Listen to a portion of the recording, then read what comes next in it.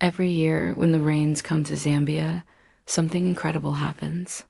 Over 10 million bats, that's 10 million, migrate to a place called Gisenk National Park, which is home to the largest migration of bats in the world. It really is a spectacular sight to see. The park is located in the northwest of Zambia, close to the Angola border, and every year it turns into a sea of bats. Now, these aren't your typical little brown bats that you might see on a summer night swooping around an old barn. These are huge bats. They're called straw-colored fruit bats. They're related to flying foxes, and they can have a wingspan of up to 4 feet. That's the size of a small boat. And they're not just big, they're also numerous. There are so many of them that their combined weight is estimated to be over 260,000 pounds. That's heavier than 300 adult African elephants. Each night, the bats fly 60 miles from their sleeping grounds to their feeding grounds, where they feast on the delicious fruit that the park has to offer. The reason for this incredible migration is food.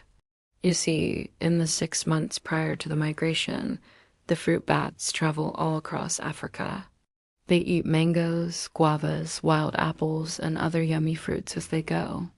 But then when the rains come to Zambia, all the fruit ripens at the same time. It's like Mother Nature's way of saying, "Hey bats, come on down to Kazanka National Park because we've got a buffet for you." And the bats do. They come on down and they eat and they drink and they have a great time. Now, you're probably wondering, why don't the bats just stay in Kazanga National Park all year round? Well, there are 2 reasons.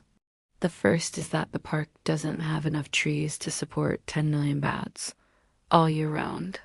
And the second is that there aren't any predators in the park that can keep the bat population under control. So every year, the bats have to leave and find new fruit trees to feast on. The migration usually starts in December and lasts until March. But the peak of the migration is between January and February when all the fruit is ripe. During this time, the bats are active all day long. They fly back and forth from their roosts to their feeding grounds. They sleep, they mate, they give birth to their pups, and they party with their bat friends. The pups are born without fur, and the adults groom them until they're ready to fly. The males compete for the females' attention, and the lucky ones get to mate. The females give birth while hanging upside down, and the males help to guard the pups while the females go out to get food. It's a true spectacle to witness. Sadly, though, this spectacle may be coming to an end. The straw-colored fruit bats are endangered. They're hunted for bushmeat, and their habitats are being destroyed by humans. If things don't change, the migration may disappear within our lifetime. As a conservation biologist, I'm working hard to protect the bats and their habitat. We're doing things like working with local communities to find alternative sources of protein, setting up camera traps to monitor the bats, and educating people about the importance of conserving this incredible species.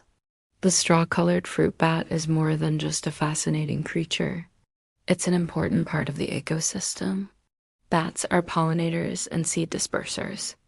They play an important role in the life cycle of many plants. So if we can protect the bats, we'll be protecting more than just ourselves. If you want to learn more about the straw-colored fruit bat or to support our conservation efforts, please visit our website. Thank you for watching.